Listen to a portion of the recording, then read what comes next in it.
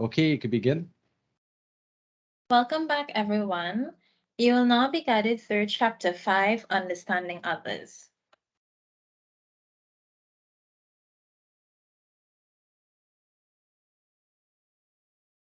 Your presenters will be Kareem, Zakia, and myself, Morticia. So, visualize this for me for a moment, right? You're at game night with your significant other and their friends. This is the first time you're meeting them, and you guys are about to play a game. You have to split up into two groups. You can't be in a group with your significant other. So then you begin to wonder, how am I like no one else here?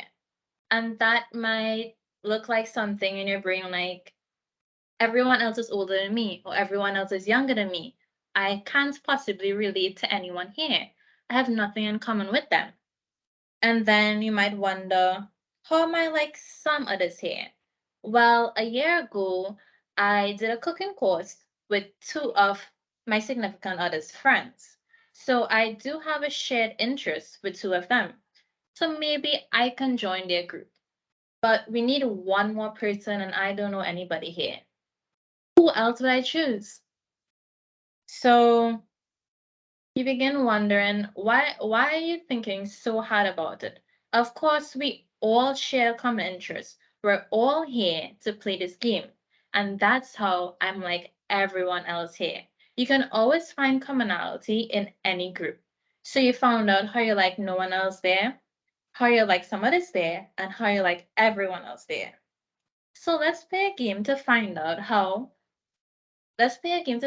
these three questions with everyone in class. We're going to play Would You Rather. So, what you'll just take off your mic and tell me what you rather, and so you'll just keep it going, right?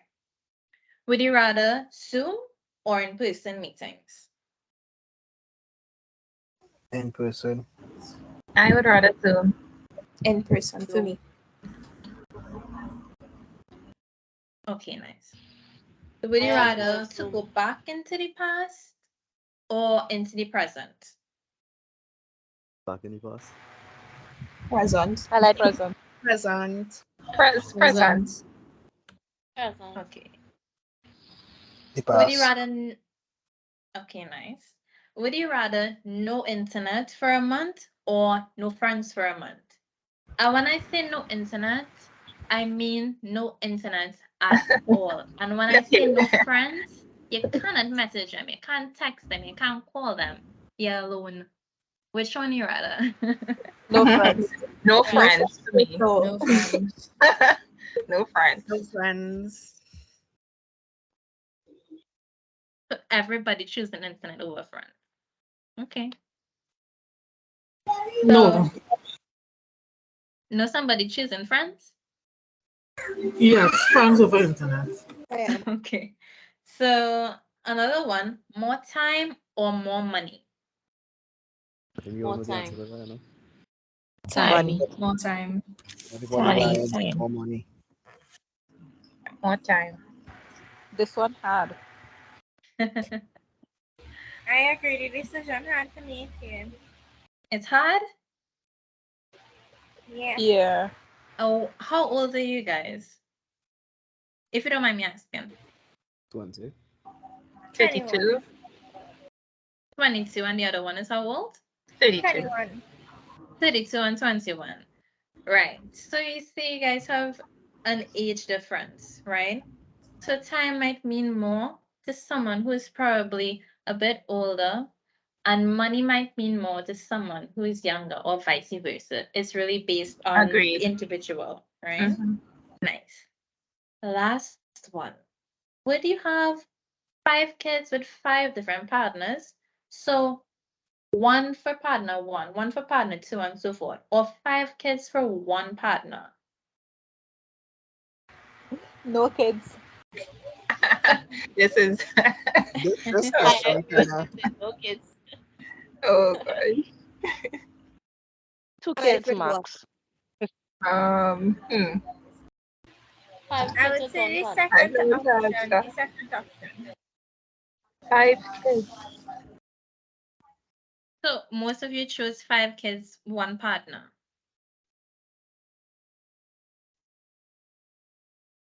Would anyone rather 5 kids and 5 partners? Yeah, I'll go with that. I'll go outside the box. Sorry? You would go with that? Yeah, why not? All right. Why would you go with that? I mean, yeah, one for each day in the week, you know. You know what I said? Oh, Better, so, you know. I don't mean you with five of yeah. I don't mean you with the 5 people. I mean you have 5 kids just with 5 different people. Yeah, Yeah? Okay. yeah.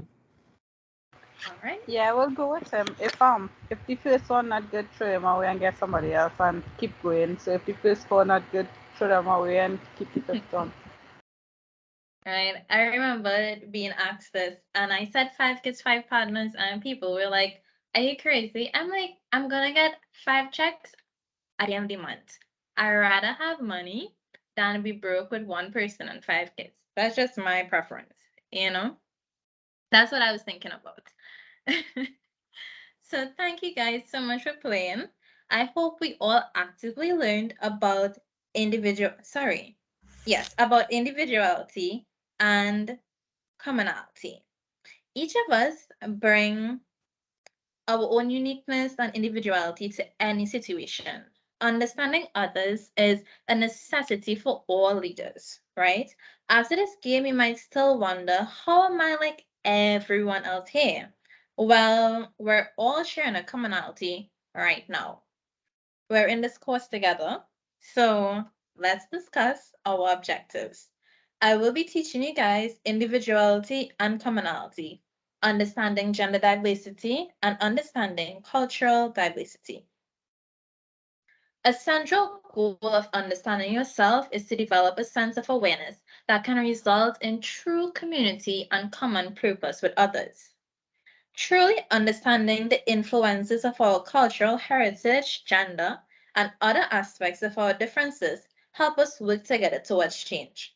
We usually find we are more alike than we are different. When you expect commonalities, goodwill, and shared purpose, you begin a self-fulfilling prophecy. This helps us create a third culture in any group. So let's look at a video now, right? I hope everyone can hear and see. No, costume does not slow me down. It's just what I have in me. I do have Down syndrome, but that's not going to stop me one bit. See, I live on my own. I clean the house. I do exercise. I walk my dog. See the outside dog. And I got 3 other brothers. They don't treat me special. My name is Bob Joseph Hubler. I'm from Indiana. Who's a fan? See? We're more like than different. My name is Laura Rossi. I'm 20 years old. I go to the University of North Florida. I love college. It's the best thing. I'm studying right now career planning and journalism. I'm also taking voice lessons. I want to sing on American Idol and kind of win Simon Cowell over. See, we're more alike than different. My goal is to be successful at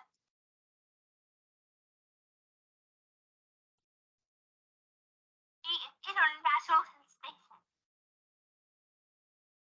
My name is Christopher Scott, and I'm from Texas. I'm 31 years old, and I have Down syndrome.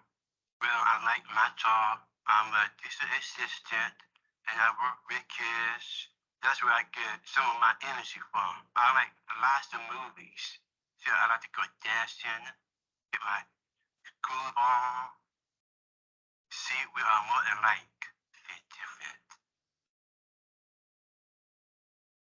I am Christy Harkle, and I am 29 years old, and I have Down syndrome. Yes, I just joined the gym. I love to exercise. Exercise is my thing. I can lift 140 pounds. I just love it. I just love things. It's really fun. I like to get healthy and strong and skinny. See, we're all alike and different. My mom keeps saying, Christy, you need to listen. Wait. I am Christy Harkle. I am 29 years old, and I have Down syndrome. Something special just happened to me. My boyfriend asked my dad in the hand of marriage. He's wonderful. He's cute. I love him a lot. I want to be beautiful as a bride. See, we're more alike than different. I've got a big wedding for 300 people.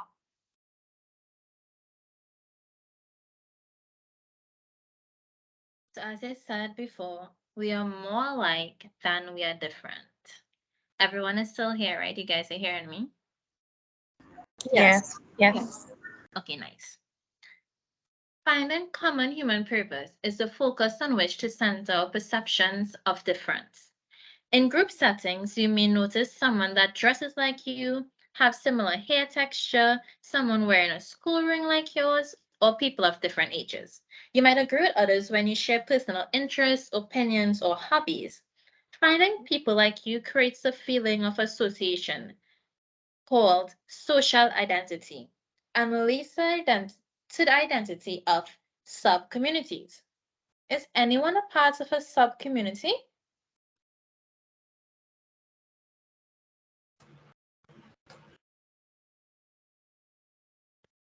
Um, I think so. What sub-community is it?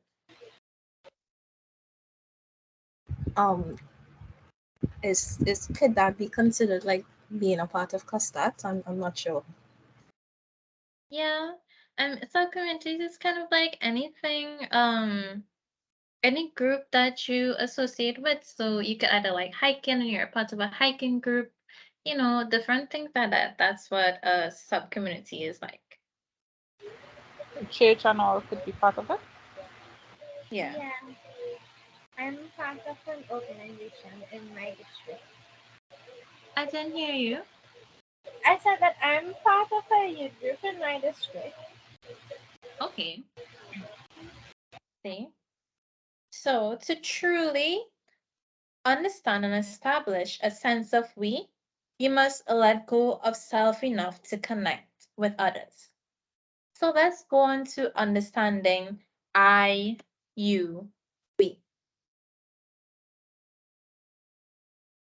The focus on I needs to be de-emphasized to effectively listen and engage with another you as equals so we can all move forward to become we. So we've already learned something that binds you to everyone around you.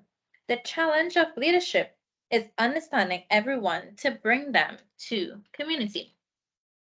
One challenge is understanding self, to be able to modify and alter your behaviors, and attitudes to encourage a spirit of acceptance, openness, and connection. We just learned about understanding self. The second challenge is to understand others so you can create meaningful and successful communities. We can create successful communities through pluralistic leadership. These leaders understand we are better together and stronger together. They do everything to leverage that strength to solve our shared problems. We see so many real world examples like sports. Can anyone tell me how pluralistic leadership impacts sports?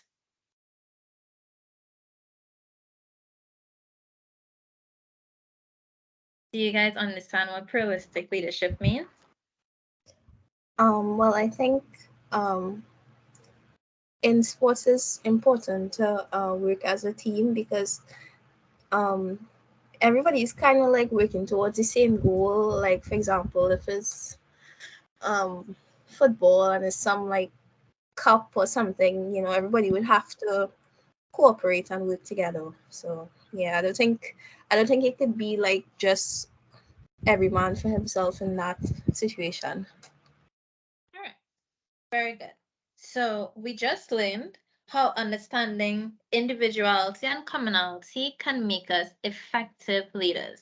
Let's go on to understanding gender diversity, and I have another video for you guys, so pay attention. Oh, not another poll. What now? What color are these pants? Blue or gold? I hate these polls. Why are there always only two options? Blue or gold? Black or white? It's clear that the third option is the right one. These pants are just ugly. Is it a boy or a girl? That's often the first question people ask when a baby is born. The response to this question is most often determined by the external genitals of the baby. Most people, including many in the medical community, see only two possibilities: girl or boy, female or male. A medical person who hopes to deliver the baby sees a penis. The baby is said to be a boy. In a vulva, the baby is said to be a girl. Either way, this determination of a baby's gender is called sex assigned at birth. Our sex assigned at birth, sometimes referred to as our gender, is based on how someone else sees our bodies and does not take into consideration how we see ourselves as a whole person. For some people, their sex assigned at birth may be distinctly different from their gender identity. Gender identity is how a person identifies, how they see themselves. In the internal sense of being male,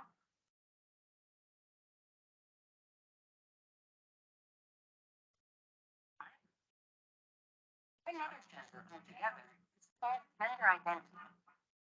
People whose sex assigned at birth is female grow up to identify as female.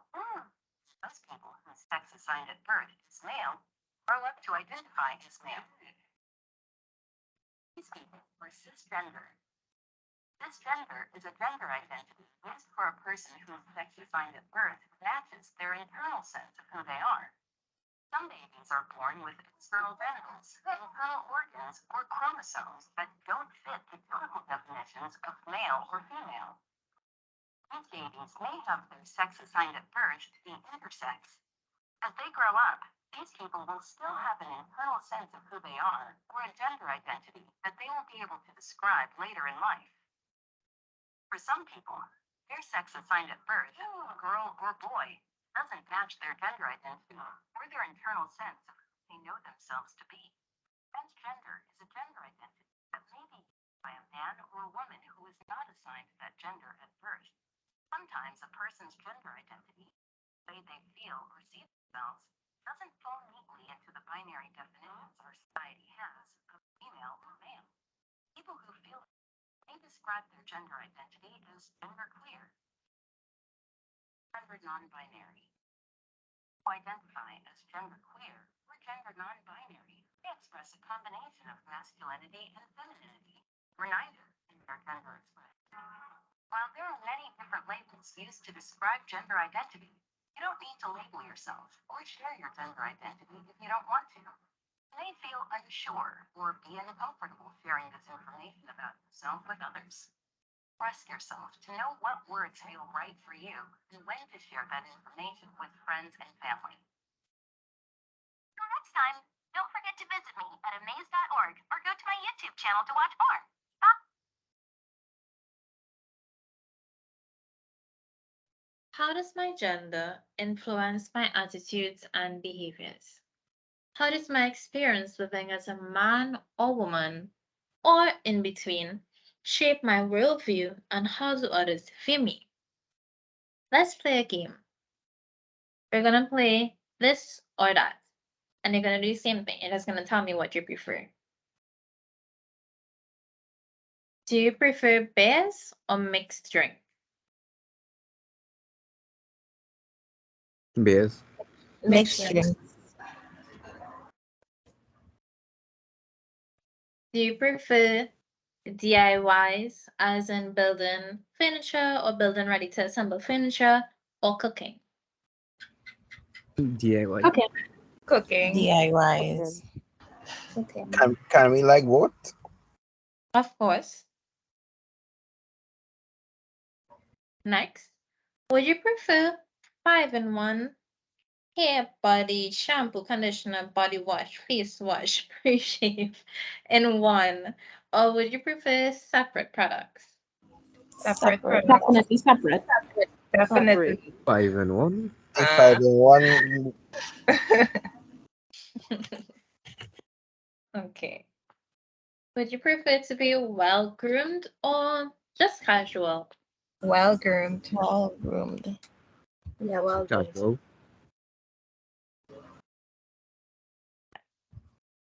So, based on the video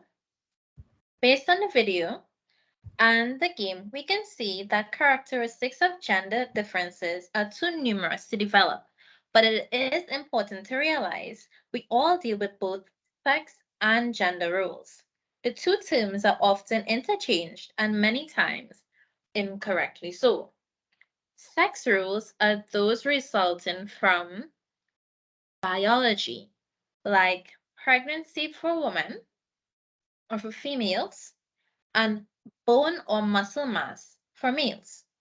Whereas gender is socially constructed expectations that get labeled masculine or feminine. Now we will view two commercials. Pay very close attention to them and remember what we just learned. So we're going to start. The first one is Gillette, the best a man can be. Bullying. The Me Too movement against sexual harassment. Is this the best a man can get? Is it? Bullying. A problem with that. Yeah.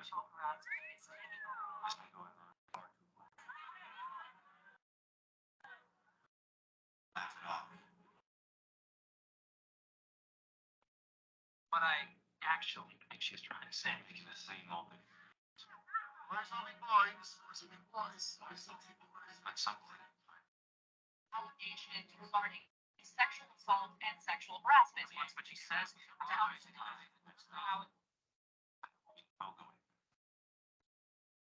We believe in the best in men. Other. Oh, sweetie. Come on. Say the right thing.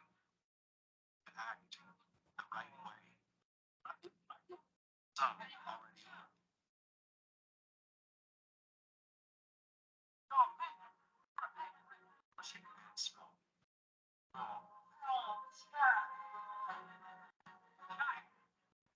But some is not enough. I don't treat each other with that. Because the boys watching today.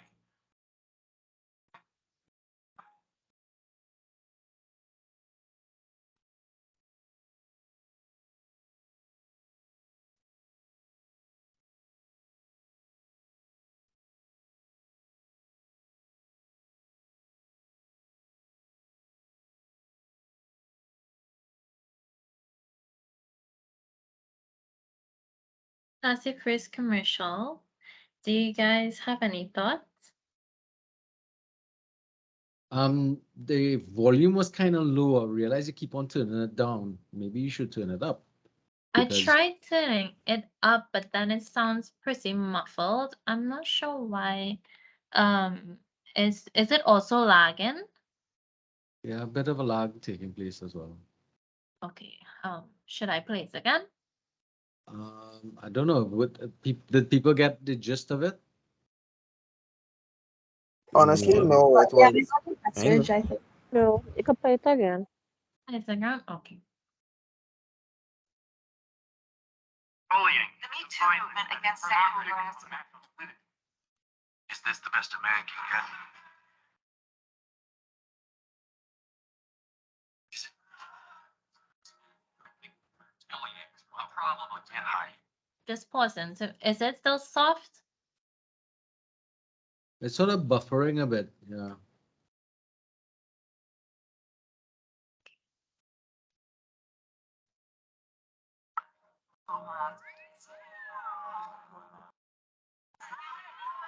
Mutisha, I could barely hear. I don't know. You can barely hear? Yeah, I can't hear anything. I don't know if anybody else is hearing. Right. I'm not sure what to do. What I can try to do is play it off of the slideshow. Try that way and see, you know. Try that way.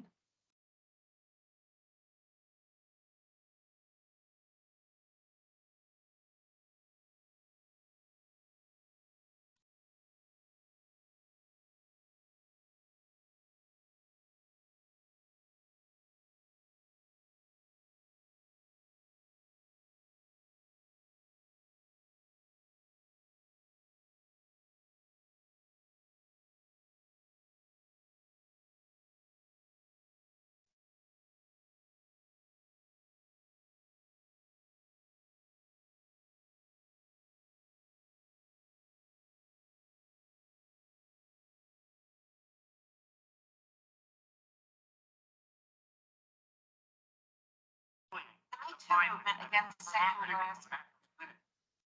Is this the best a man can get? Is that better? Yeah. Much better, and there's subtitles, so great. Okay. I'm sorry about that, guys. I don't know what that's about. So I'm gonna play it. Bullying. The Me Too movement against sexual harassment. Is this the best a man can get?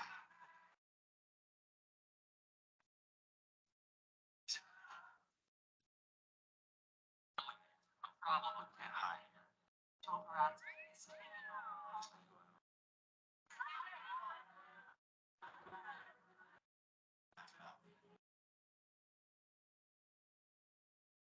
What I actually think she's trying to say, making the same old excuses. Where's the boys? Like something. Allegations regarding sexual assault and sexual harassment. That's what she says.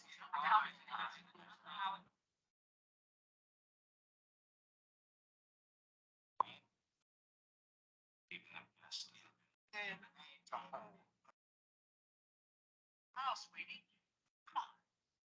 Say the right thing.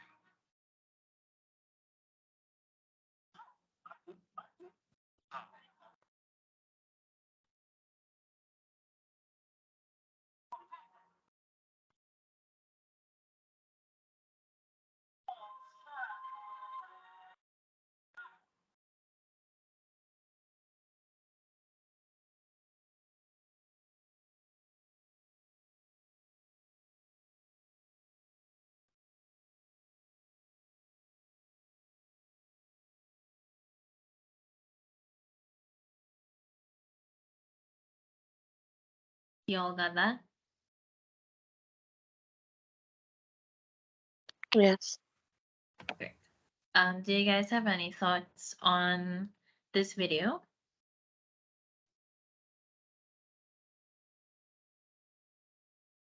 Were any of the men offended by this video? Not really. Okay, great. So we have another video as well, and I'll just play it from YouTube just in case it's the same issue again, right?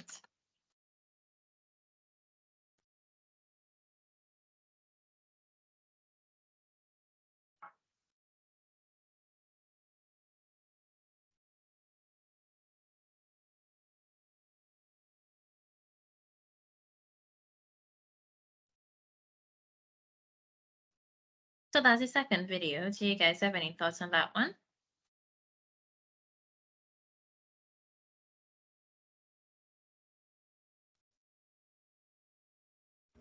I think the two ads kind of trying to say the same thing in terms of gender, that woman could do anything that a man can do. And the first one is saying basically that men have a soft spot too, and we need to realize that. So I think the both of them focusing on like leveling the playing field in terms of what a male should be and what a female should be, and kind of just cut it out and just be human, I should say, that the both sexes could do whatever they want to do. That's what I get in from the ads. Okay, nice. Thank you for Thank you for sharing. So these both commercials sparked a lot of debates, discussions, and Twitter rants when released because it challenges stereotypical gender norms that many folks hold close to their identity, even if it's harmful or destructive to self and others. That's where self-development and gender comes in. To understand how men and women have come to be as they are, we can learn from children's development. Gender rules are often limiting and inaccurate when assigned to individual men and women. Expectations that limit people's range of rules and suppress their individuality will likely inhibit their effectiveness in their communities. So, what does this all mean? Growing up, boys often play rough games, games about winning, losing, which become very important to them. Meanwhile, girls played games in calm settings with equal opportunities, everyone gets a chance, games that build intimacy and value social relationships. These traditional child play experiences contribute to adults' attitudes, preferences, behaviors, thoughts, feelings, and more. Due to this, men and women think about success and failures differently. Men think their success is due to internal factors such as self preparedness and capabilities, while their failures are external, like others not doing their part. However, women think the opposite.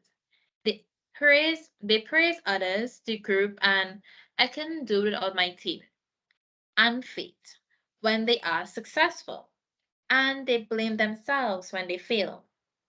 Gender roles are often limiting and inaccurate when assigned to individuals.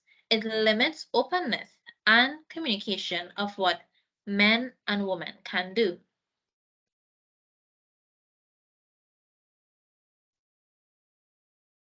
Those who hold conventional gender roles may also those who hold conventional gender roles may also view leadership the same. Traditionally, leaders are to be in charge, decisive, competitive, and self reliant. This is a very traditional male paradigm, and this excludes many women and men who are very capable but do not lead from that perspective. Any gender is capable of making good decisions, leading effectively, being responsible group members, and communicating with clarity. But they may go about doing those things differently than the other gender would, or a mix of both, or just opposite. Expectations that limit people to gender roles affect their effectiveness in their communities. Sex or gender is just one aspect of us. We all have other salient social identities that are based on attributes such as our culture, ethnicity, age, or sexual orientation. So, we just learned the difference between sex and gender and how socially constructed gender norms can affect a person's ability to lead. Let's play another game. We're going to play Name That Thing. So a picture is going to come up and you're just going to see what it is, right? What's this? Crab and donkey. It look like. Nice. What's this? What do you guys get from this? Social distancing. Social distancing. Great. Does anyone know what this is? I want someone under 25 to tell me what this is. That's like you get burned from something, you know, to be honest. It's what? It's like you get burned from something. That's vaccination. Vaccination. Oh, Right. It is vaccination, but what vaccination? Polio. Right, so it's smallpox and tuberculosis. Right?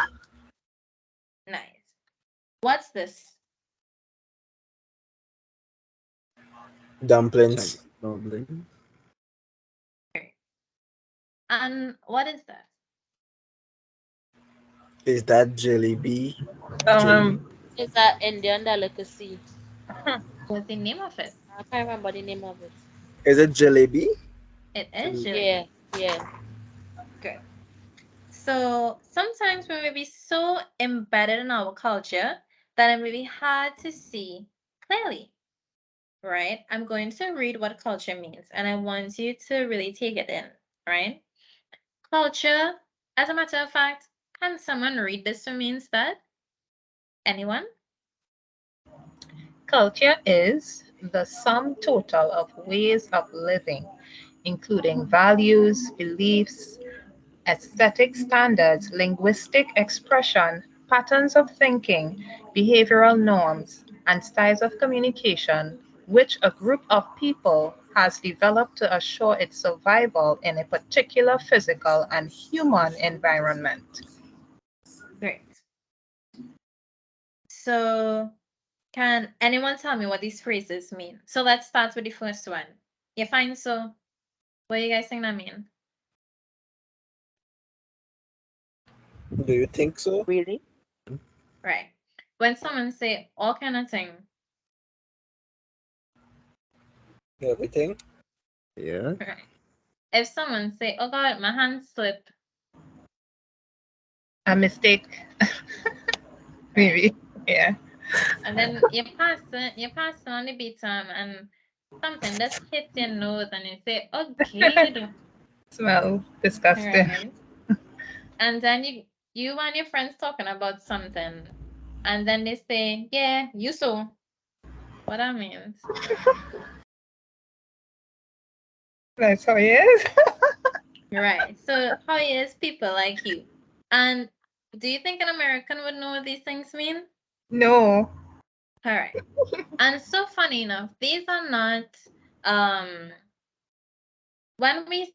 when we give Americans words to solve or our phrases to solve, we probably give them things like bacana, tobacco. But these things here are so normal in our speech every day that we might say it to Americans and we just expect them to know what it means, and then they might say, what do you mean by that? And then you have to think like, oh wait, what did I mean by that? Right? So let's go on to another one.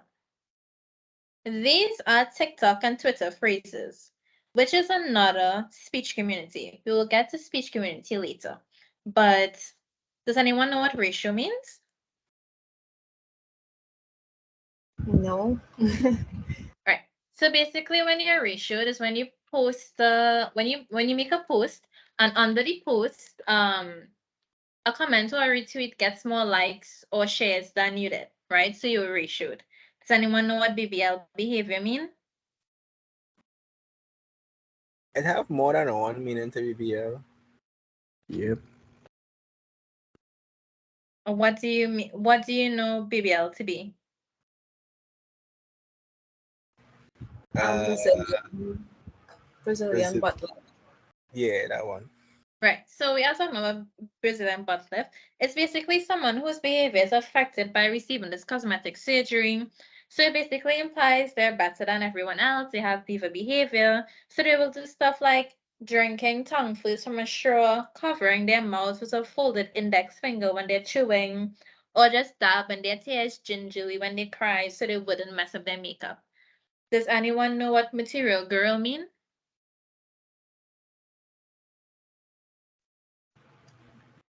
Yeah, sadly. Go. Sorry? Sadly. Right. So two different generations will get two different meanings from this. An older generation would probably hear material girl and think Madonna, and a younger generation will hear material girl and think TikTok. Material girl is just someone who prioritizes material possessions. TW, that means trigger warning. People usually put that on videos when they're going to talk about sensitive topics like domestic abuse or sexual abuse, right? And last one, pick me. Pick-me's are people who like to get attention. It mainly describes a woman who claims she's not like other girls. So she would say, I'm like one of the boys, or I can eat pizza alone. I don't need a salad.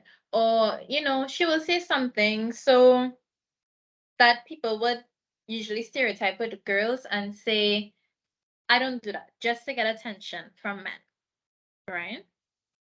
So let's go on to misconception of culture. It is said that suggesting that a belief in race is no more sound than believing in the tooth fairy. Yet, race still matters because society has attached life experiences and opportunities to it. The reality is that socially defined racial groups do live different lives, but it is not due to genes. Rather, systematic differences in lived experience and institutionalized racism. I don't know if you guys saw this post recently from News Elite, but basically they were talking about the fights in school. Anyone saw that post? No. No? Okay, so basically the post says, how come we doesn't see school fights in the following schools? Vishnu Boys, Lashmi Girls, Shiva Boys, Fatima College, St. Augustine Girls, Presentation College, etc. Some will say this is a racial statement, but it's mainly in the African-based schools we that we see in the school fights. What is going on with the students? So that was the post. Do you guys think that was a racist post? Yeah. Not really, but it's correct Yes. still. In Trinidad, there's a lot of with those posts. I don't know if you noticed, like people people would say things. They would try to say things like kind of low key racist way, but not in a outwardly I think racist way. But I think it is kind of racist. Right. I think most of us might think it's racist, but probably wouldn't be able to put our finger on it because we still interchange race and culture. And this post, they're interchanging race and culture. They're making it seem as though all African, quote unquote, African people condone violence when that's not the case. It's not about genes, it's not about biology, but it's about culture and the way that you brought up. So these schools that have Vishnu boys, Lashmi girls, Shiva boys, they have all races, they have all ethnicities of students, right? But the culture of the school would be different from the culture of the schools that have the fights. It doesn't mean that it's because the people are African or Indian or Asian, but more so depends on the culture, right? So let's get into leadership and cultural diversity. Being conscious of culturally informed assumptions help develop a greater sense of multiculturalism. Effective leaders need to develop an appreciation for multiculturalism to build inclusiveness, collaboration, and common purposes. Leadership may take on different characteristics. Understanding these cultural assumptions help us become better leaders. Cultural assumptions define what is the norm in every social situation or human condition. The dominant culture, the culture, the culture in the powerful majority has not had to examine its beliefs and practices because it is not disadvantaged by them.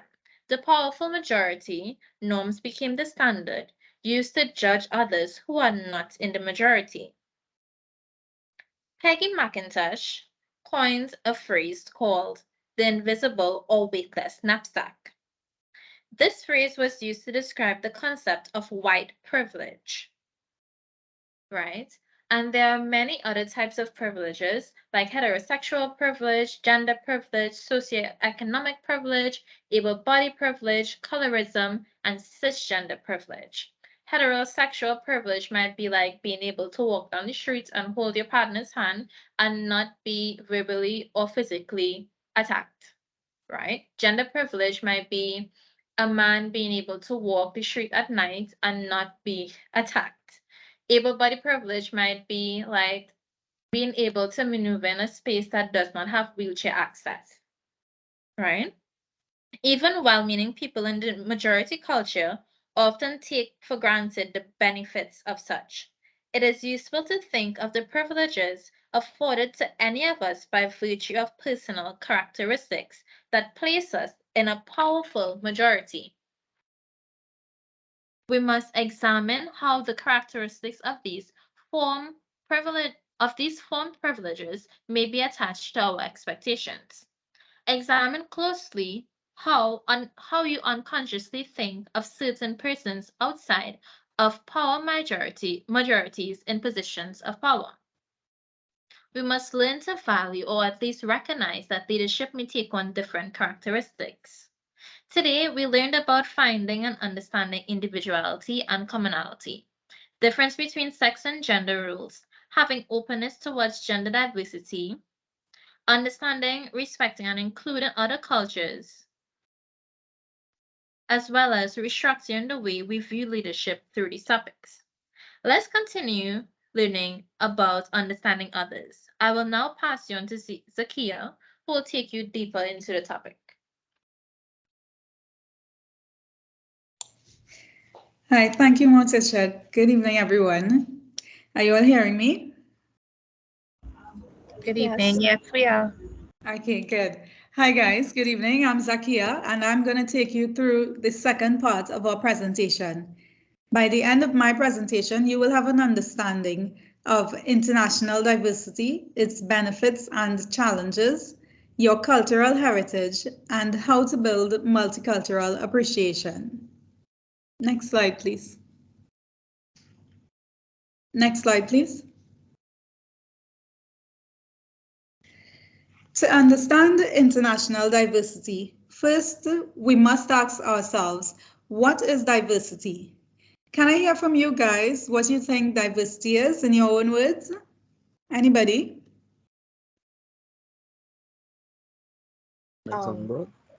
Inclusion of like everybody. Okay, that's good. That's good. You're on the right path. Next slide, please.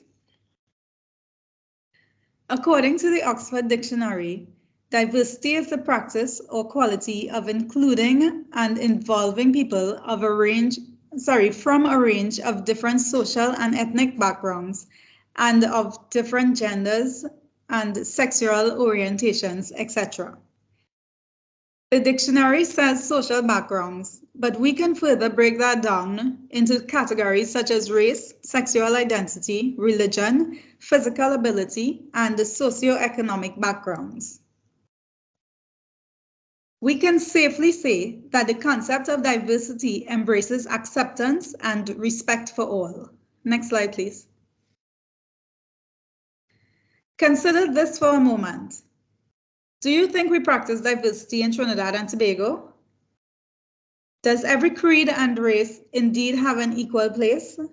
This is just something I'm throwing out for you guys to think about, okay? So next, what do you think is meant by international diversity? Anyone?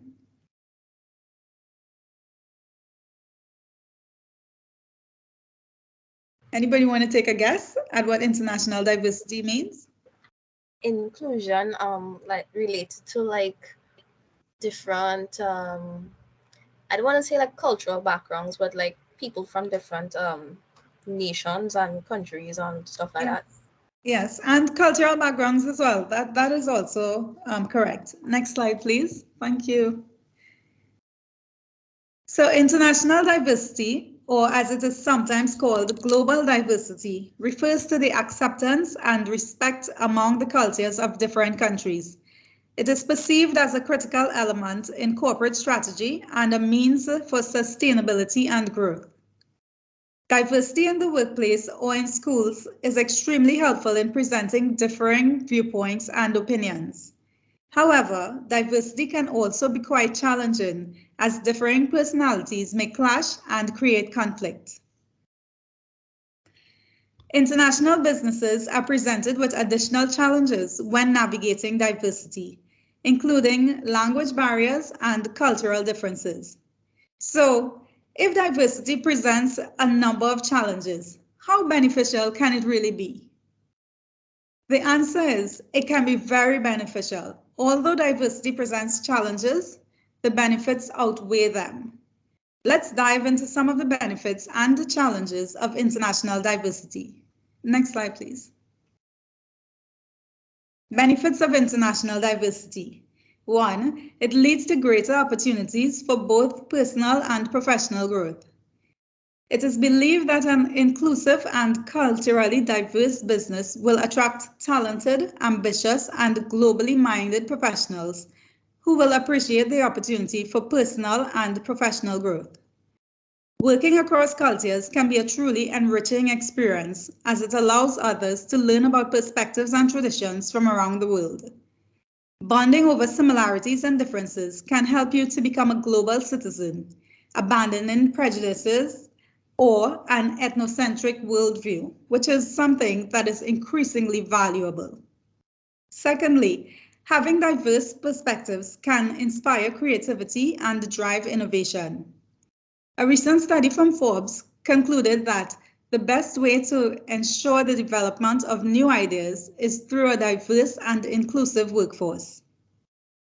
And thirdly, diverse environments result in increased critical thinking.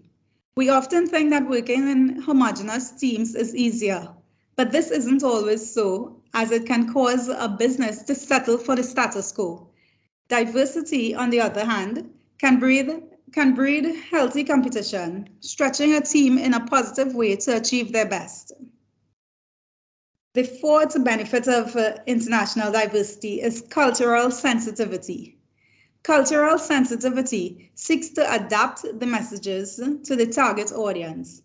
Lacking cultural sensitivity can lead to making serious marketing blunders, which can cause irreparable damage to a brand or business abroad. Before we go on to the challenges, let's take a look at an awesome video, an awesome example of a diverse and inclusive environment. Next slide, please.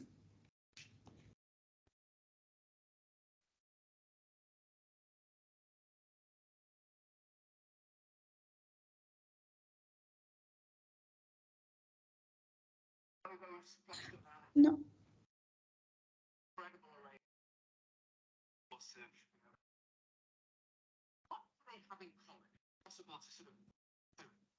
We're having issues with the audio again, guys. Okay, I'm really, really sorry about that. 1 second, please, guys. Motisha, is it possible for you to play the Fenty video at this time? Fenty? Yes. What's the name of it? I'm trying to find it on YouTube. What's the name of it? Oh my God. 1 second. All right.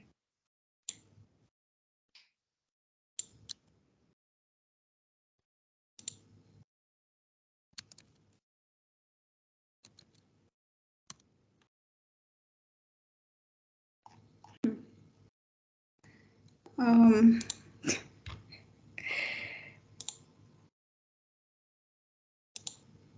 you know what? It's Rihanna's fashion show praised for diversity. All right. It's Rihanna's fashion show praised for diversity. And can you just play up to about 2 minutes, 30 seconds? Thanks. Yeah, This one that, here, right? yes, This first thank you.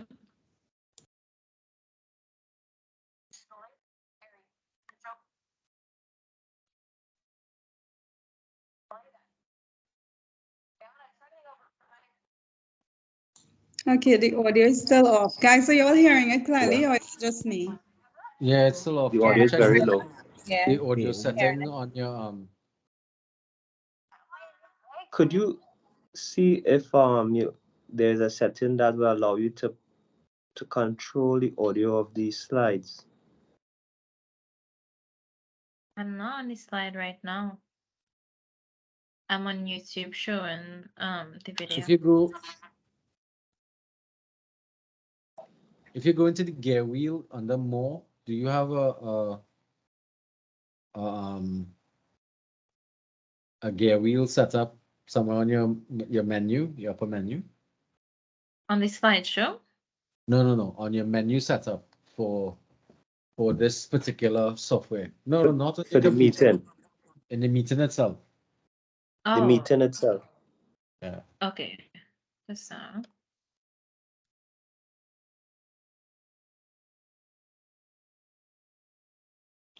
Yeah, more. Go to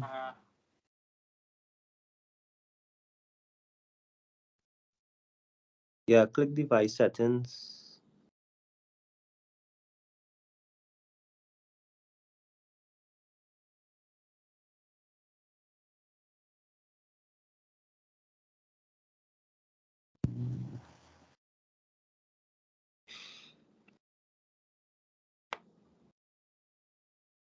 There's noise suppression.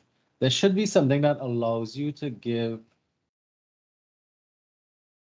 to be able to share your Yeah, the audio while mic, showing your it. computer audio, yeah. Check under the speaker tab. Check under your speakers tab. See the Which down one? arrow? This one here? Yeah, the down arrow. That's Didn't it. click on. Oh, when that's all they getting when you click on it. That's it, yeah. Click on the PCN speakers. Oh, that's strange. Try the lower microphone. That's a source input.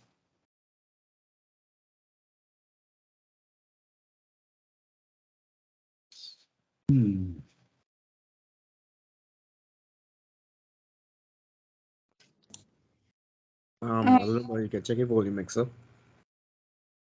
Sorry? I don't know, but probably check your volume mixer and see. My volume mixer. Yeah, like if you look to the right hand side of the screen, just right click the volume. Volume button, the volume icon, yeah.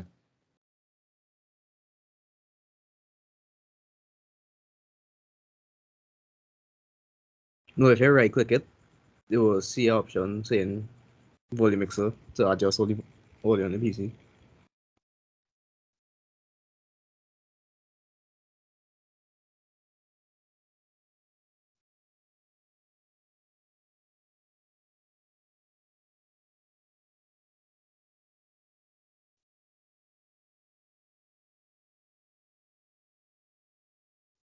Okay, I'm gonna try it again.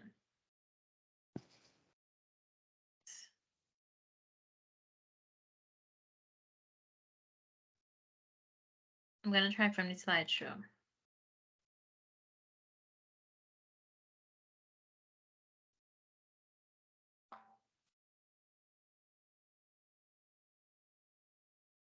We saw a few of the logos flashed up there on the video. You've developed an incredible. Is it better? Sounds marginally better, but continue. Sounds better, yeah. But Morticia, you have to go to the second video. It's the one with Rihanna, and then you have to go back.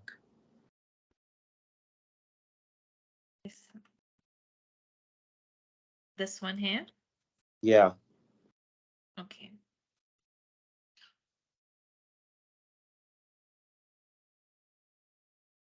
First story that Rihanna trending overnight. They're revolutionizing the runway, putting on one of the most diverse and inclusive shows ever. Amy is here with all the detail. Hey, good morning, Cecilia. That's right. The singer and fashion star shaking up the lingerie business, showcasing women of different shapes, sizes, skin tones, and abilities. And some fashion critics are even saying her show is a pointed critique of that other colossus of women's underwear, Victoria's Secret. This morning, a first look at Rihanna's new collection for her lingerie line, Savage by Fenty. The pop and fashion superstar presenting her show last week, but until this morning, the look shrouded in secrecy. Now the full scope of what some are calling a fashion concert is being revealed, complete with superstar models like Gigi Hadid and Laverne Cox, performances by Halsey and Normani, and a squad of dancers. The show being praised for its diversity and inclusion. The stage packed with people of all different shapes, sizes, skin tones, genders, and abilities. And for the first time, the entire production streaming on Amazon, where fashionistas will be able to buy the collection starting today. The show is only the latest twist in the lingerie wars as companies like Savage by Fenty and Aerie take on and try to take down Victoria's Secret. Their attacks on the longtime lingerie giant are having an impact, with Victoria's Secret sales down.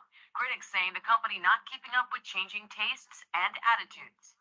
Her shape and her figure right now is more voluptuous. She looks stunning and beautiful, and she's going to cater to that woman. Rihanna is already a major player in the beauty world, creating Fenty Beauty in 2017, rocking the makeup world, the first line to include over 40 different shades. The 31-year-old recently revealing to the New York Times, "In my own household, my father is half black, half white. My mom is black from South America. I was seeing diversity. That's all I knew. Growing up, I wanted to be darker, always." Adding, "I didn't even really know how bad it was, the void in the market for dark foundation, because all I'd seen was black women put makeup on. I don't even think 40 shades is enough." And not only does Rihanna have her beauty line and lingerie lines, the splash sheet show comes just a few months after the debut of Fenty, her luxury fashion line that's for the same company that makes Louis Vuitton. So Rihanna is sounding a lot like a mogul these days, is she not? And very successful. Yes. All right. Yes. Thank you very much. You can go back to the slide, please. Which one? For this one here? Yes, I was about to do challenges of international diversity. Okay. Thank you. Okay, guys, so I continue with challenges of international diversity. One of the challenges is different understanding of professional etiquette. A team with different cultures can mean different workplace attitudes, values, behaviors, and ethics. While these can be enriching and even beneficial in a diverse professional environment, they can also cause misunderstandings between team members. For instance, the expectation of formality or relative informality, organizational hierarchy, or even working hours can conflict across cultures. Where a Japanese colleague may not feel it appropriate to leave work before their manager, a Swedish professional may be used to just a 6-hour working day. Another challenge of international diversity is professional communication. This can be misinterpreted or difficult to understand across languages and culture. Professional communication does not only refer to language barriers, it also takes into consideration nonverbal communication, such as personal space, making eye contact or not, and gestures. And lastly, conflicting working styles. Many Asian cultures place value in working towards a common goal, while Germans prefer to work independently. The Virgin Group is recognized as a leader in promoting workplace diversity and fostering a positive working culture. So at this point, I wanted to show a video of Richard Branson talking about culture in a multinational business. Should we go ahead and show the vid, or should we just continue? Go ahead and try. Okay, Tisha, can you try to show the vid with Richard Branson, please? Yeah, 45. 45. Yes, thank you.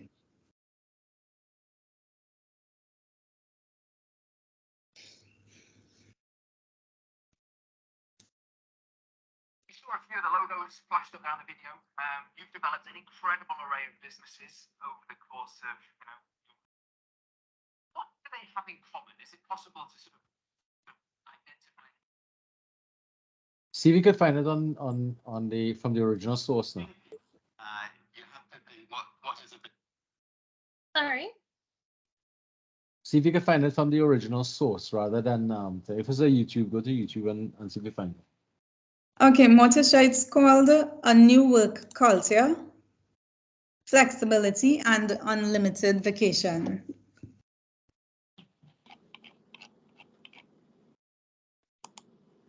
That's it. Yes. Are you hearing it properly? It hasn't started as yet. logos flashed up there on the video. This is better. You've developed an incredible array of Is it good? Yeah, it sounds a bit better there. Okay. over the course of, what do they have in common? Is it possible to sort of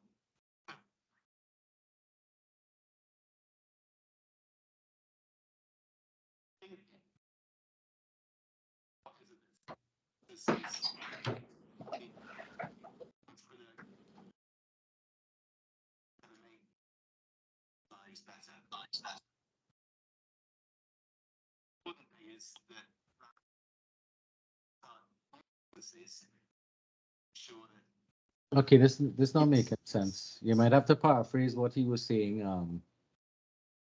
Exactly. Yeah.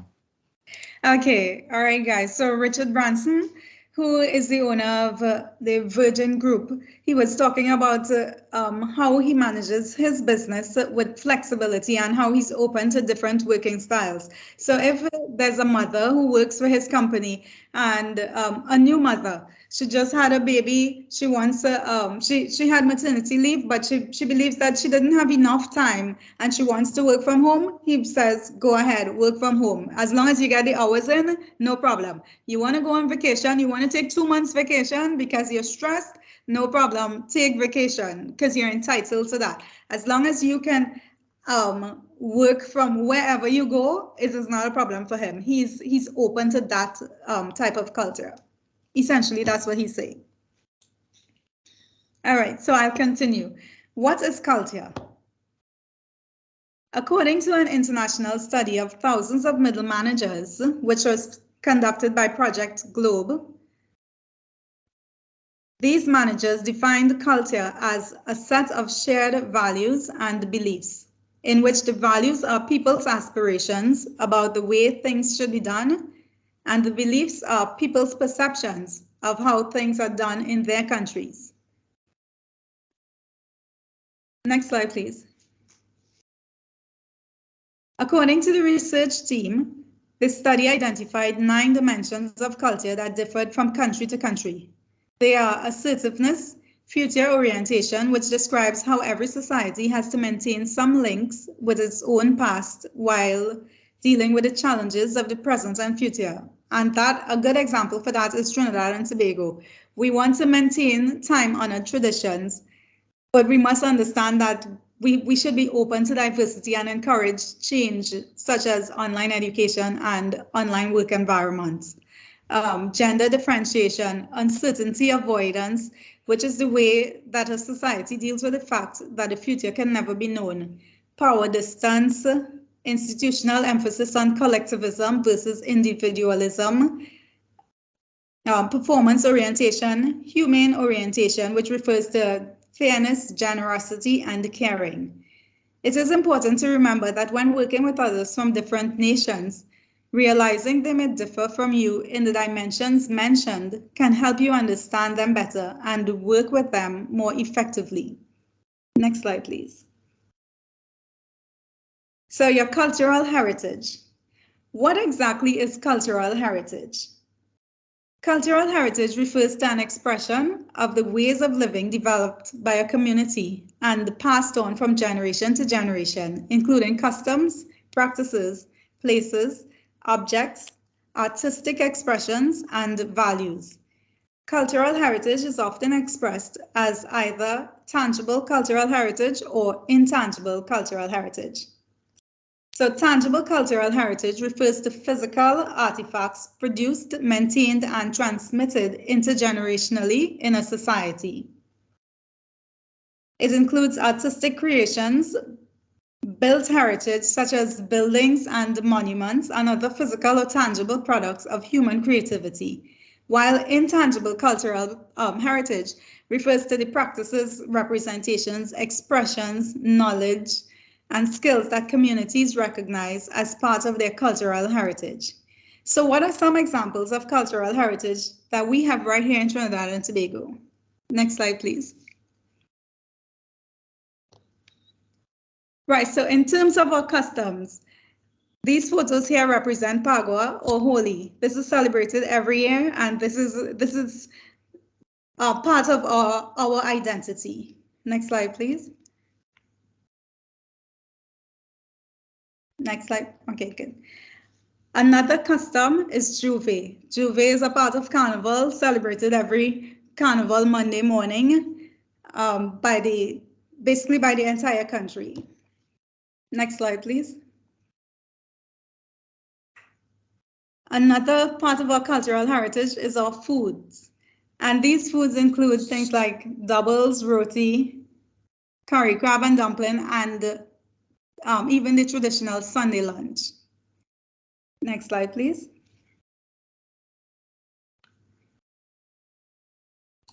Places. Places are part of our tangible cultural heritage. Some of the places that we must pay attention to are the Magnificent Seven. These buildings are located around the Queen's Park Savannah in Port of Spain, and they make up a part of Trinidad and Tobago's identity today. Next slide, please. Another example of our tangible cultural identity tangible cultural heritage is the Waterloo Temple, better known as the Temple in the Sea. This Hindu temple was first built in 1947 and later rebuilt through perseverance and strength. And lastly, next slide, please. Our intangible cultural heritage, we speak about our practices, and we talk about things such as Hindu birthrights. Among all ethnic groups in Trinidad and Tobago, Hindus perform the most intricate childbirth ceremony. It's followed after the birth is followed by a 6-day ceremony, sometimes a 12-day ceremony. And on the 40th day, the baby is taken to the mandir for naming. So this is a part of our culture. It's part of who we are. Next slide, please. And last on my objectives is to teach you how to build multicultural appreciation. So to be an effective leader in a diverse organization requires that we develop an openness and an understanding of various cultures and aspects of how others may differ. Simply put, leaders must be aware of the impacts culture may have. They must understand social and cultural value differences, and it would be useful if they develop cultural intelligence, which is the capability to relate and work effectively across cultures. So how do we develop and communicate clearly and understand people and cultures that seem different from our own? Next slide, please. We do this through an intercultural learning process, which consists 6 transitional stages to move from ethnocentrism to multiculturalism. The first stage is awareness. As we expand our experiences, we begin to move out of ethnocentrism and our awareness is raised. We begin to acknowledge that many different cultures exist. Secondly, understanding. As awareness of culture grows, we move to some level of understanding derived by experiences, learning, and acquiring information and knowledge. Thirdly, tolerance, which is acceptance and respect. At this stage, we accept the validity of other cultures without comparing or judging them against our own culture. Fourthly, appreciating or valuing. At this stage, we begin to understand that cultures have strengths and weaknesses, such an understanding leads to appreciation and valuing of specific aspects of other cultures. The fifth stage is selective adoption. At this stage, we selectively adopt new attitudes and behaviors from other cultures which are believed to be useful and desirable to emulate. And lastly, multiculturalism. This is an ideal state and an ongoing process where a person is able to feel comfortable in and communicate effectively with people from many cultures and in many situations. Identities, self-concepts, outlooks, and value formation transcends cultural considerations. The transition from tolerance to multiculturalism is no doubt a challenge for all of us humans. It does not mean that everything about a culture is appreciated or even understood. Instead, It means that we recognize the strengths, assets, and values of another cultural view. On this note, I'd like to end my part of the presentation with a video showing an Asian person having a delicacy. And this may not be understood or appreciated by others, but we are here to learn to be open towards it. Next slide, please.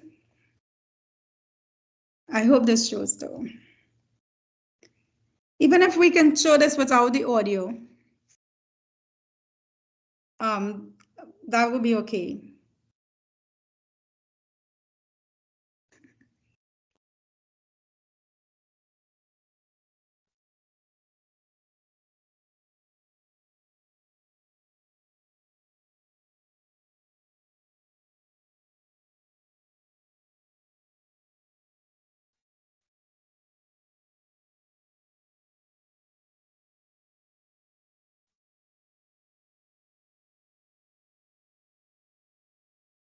Okay, thank you, Motisha. Thank you guys for your attention. I'll now hand you over to Kareem, who is the third person presenting on behalf of our team. All right, guys. Good evening. Let's just stretch a little bit, yawn. I know it's a bit long, but we're almost there. This is the final component of this evening's presentation. Are you all hearing me clearly? Yeah, we are. Go ahead. Yeah. Okay, good. So my objectives today basically is to more or less compile everything my other colleagues would have said within the relational leadership framework, where I'm going to bring everything together. So we're going to discuss attitudes towards differences, cultural influences on leadership behavior, and leadership and communication. Next slide, please. So the first question I would like to propose to you guys is, do you believe how we view others who are different from ourselves is complex? I could just take one. Just somebody could just give me one response will be fine, as their perspective on the question. So what do you think about that question? Hold on, admitting people haven't taken notes, so I'm not a fair person to ask. Okay. Nakala.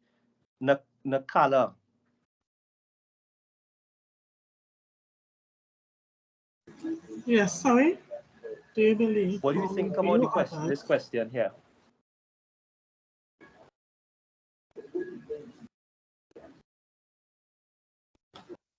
Do you believe it's a complex question? All right, so let me move on. So we all go through a sequential process in our lives where we move from a state of complete unawareness as a child, and we go to some degree of acceptance or appreciation as we mature and become adults. So as we get older, we begin to learn through positive and negative experiences, and as a result, we begin to learn to dislike and fear differences. In extreme cases, the fear and dislike can lead to things like racism, homophobia, or sexism. Other experiences, however, can lead us to appreciate and to embrace many differences. So, has anyone, here personally experienced any of the extreme cases listed above? Homophobia, racism, sexism in the workplace, anything to that extent? Anybody? Yes. Racism. Racism, sexism. It's something that's very rampant, and it happens, every day. So in some societies, it's actually a custom or a norm. So as a result of your experiences that you would have stated, the words diversity and inclusion have become the cornerstone for many movements, including protests and drafting of legislation and policy across the world.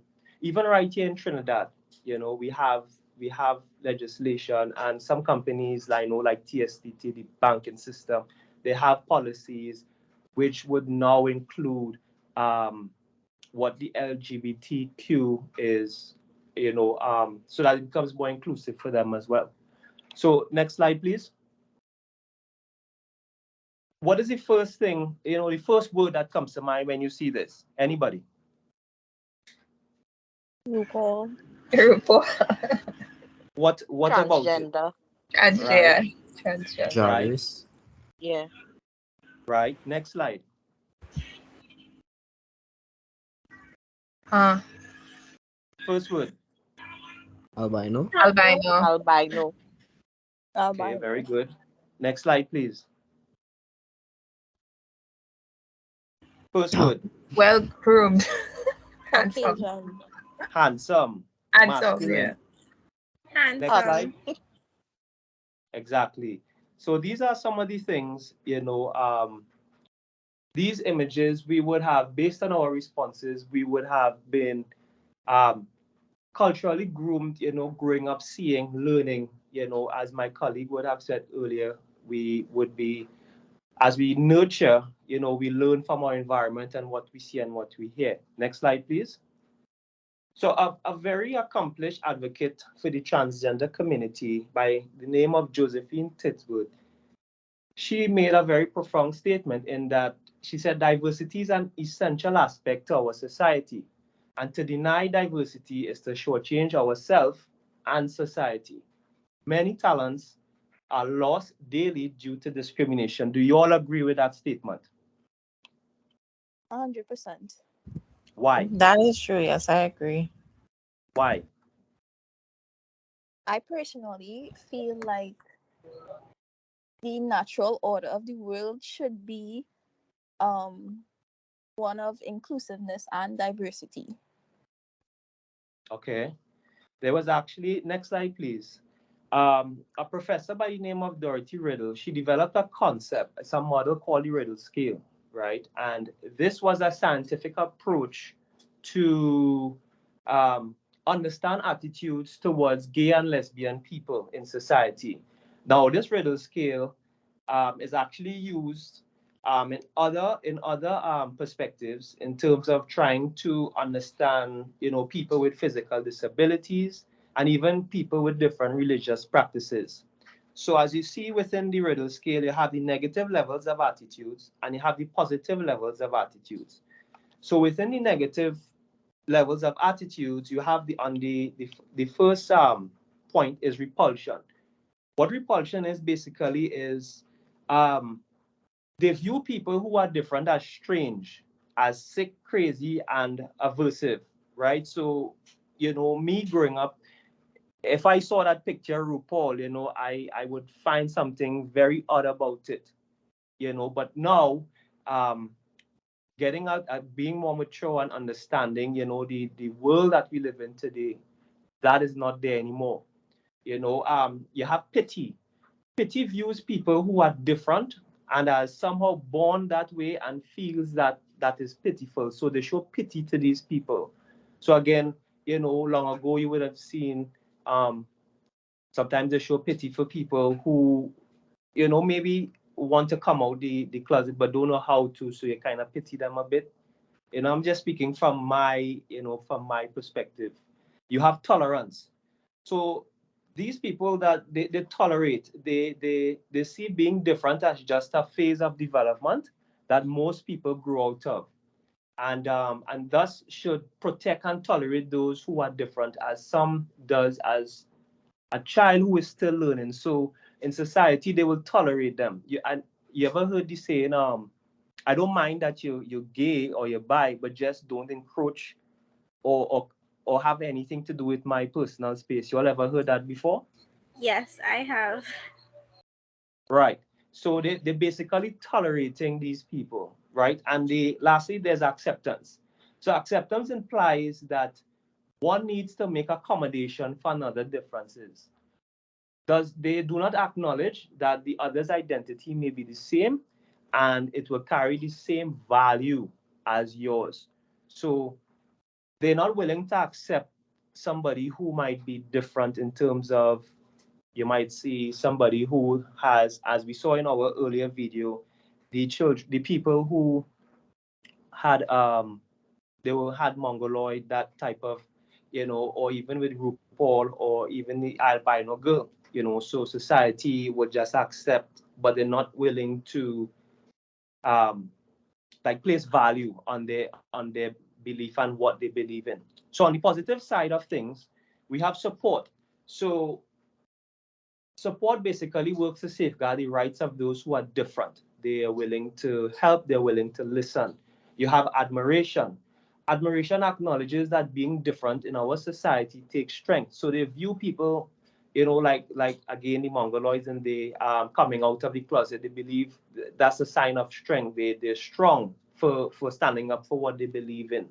You have appreciation where they appreciate the values of diversity and willing to confront insensitive attitudes. And you have nurturance, which assumes that differences in people are indispensable in society. They view differences as being genuine, they have affection, and they actually have a delight and willing to advocate for those differences, which is what we would have seen with Mrs. Titwood. Next slide, please. So this here is a video basically of the relational leadership model that will pretty much set the tone for the rest to come. I'm not sure if you will hear it. We could try it. The audio is supposed to be pretty loud.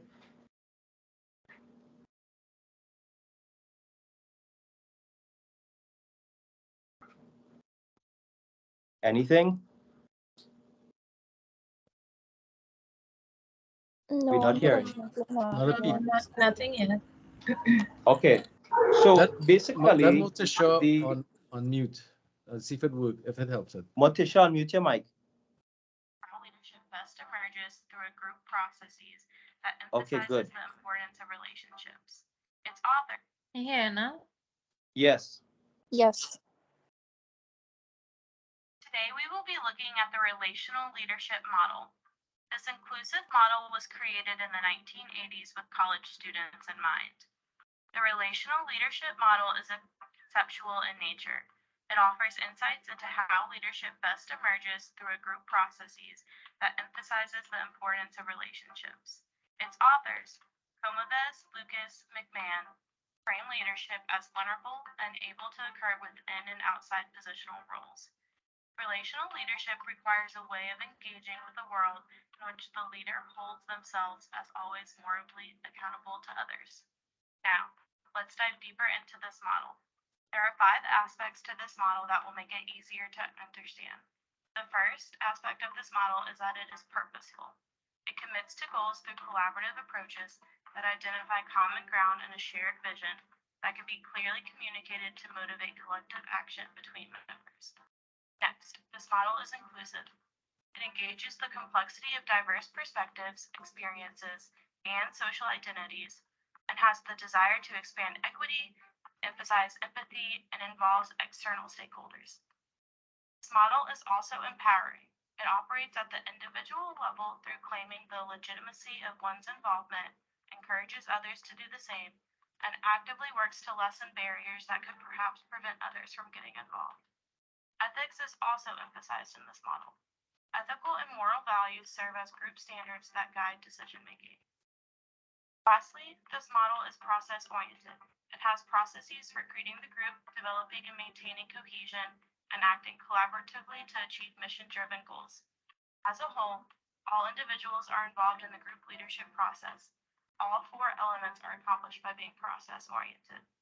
This model calls for leaders to be knowledgeable, aware of themselves and others, and to act. So, how do we apply this concept? The model serves as a platform for reshaping informal theories of leadership that replicate and reinforce dominant norms, leader centricity, and command and control approaches. The relational leadership model responds to the question, leadership for what? With an emphasis on creating positive change. The model is reliant on its explicit inclusion of a commitment to being ethical that steers leadership outcomes towards pro-social goals. The model explicitly acknowledges concepts such as power, inclusion, and ethics. One major weakness of the model is that it is aspirational in nature, making it challenging to translate to practice. Unlike many of the leadership theories, there has been no dedicated research on this model. Overall, this leadership theory emphasizes how the relationships formed between group members can change leadership outcomes.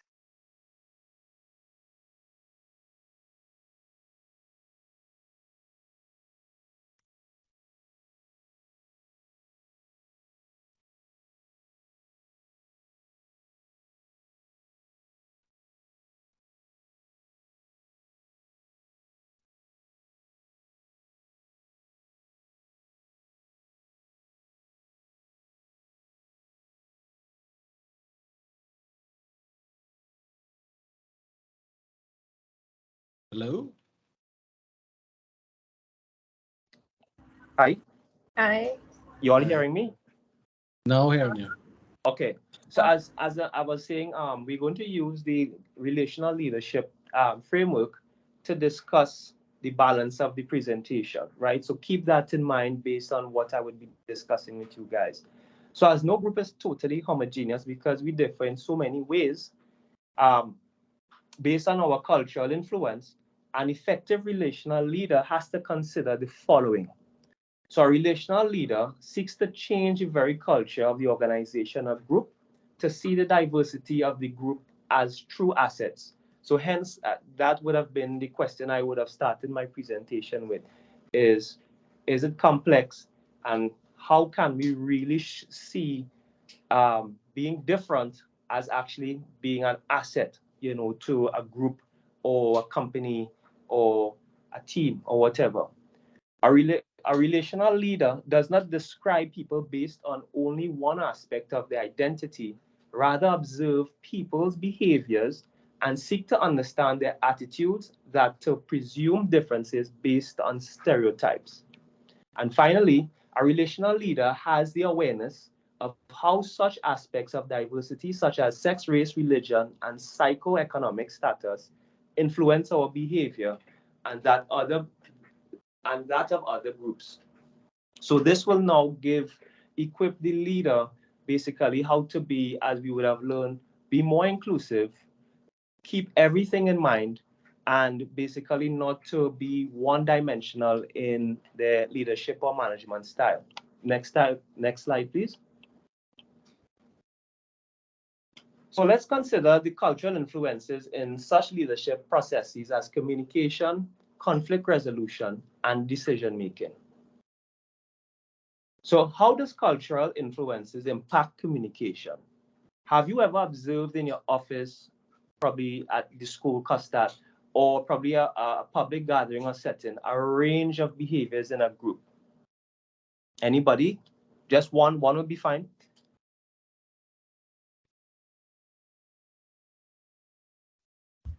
Yes. Okay, please share. Well, for me, in terms of in the office, you would see it would have those who would always be doing the work. Then have some who just like gossip. Then have a shy set. It would have a loud set. It's just have a Exactly. different mix. So it's Yeah. basically, and that is because culture and communication reciprocate with each other. The culture in which we are socialized in influences the way we communicate. And as a result, we become knowledgeable on how to behave in different situations and how to interpret how other people behave in such situations. So, like you said, in the office, you might have a clique that likes to gossip. So they would have cues, they would have terminologies, they would have slang, the way that they will talk amongst each other, would be unique to that group. Whereas, as you said, you have the lazy type or you have the hardworking type. They all have a matter of characteristics, that you would see. And as a good leader, they have to be able to identify these traits within these groups and make it work for the benefit of the group.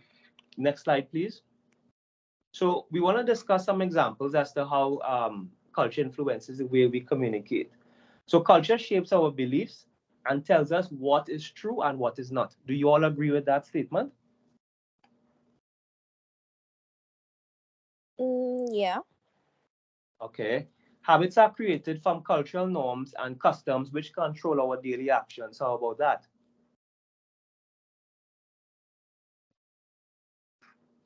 Yes. Okay. Culture is shaped by geography. The culture of a country, is determined by its geographical location, climate, and history. These factors can affect the culture in many ways, such as our language, the way that we speak, as my colleague Morticia you would have seen the slang that we use in Trinidad, our communication styles, and even our values, what we value, right? And culture also shapes our values and norms. So as culture shapes values and norms, that is essential for a culture to function within a culture, they may include things like individualism, collectivism, and even power. Right? Next slide, please.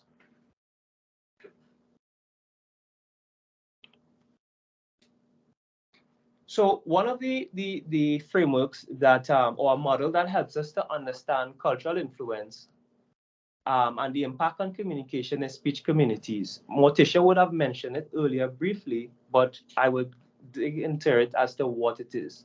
So a speech community exists when people share norms about how to use talk and what purpose it serves. So like my colleague just Stacy would have stated, there are various groups or communities within an organization, right? This is important because people from different speech communities may misunderstand each other.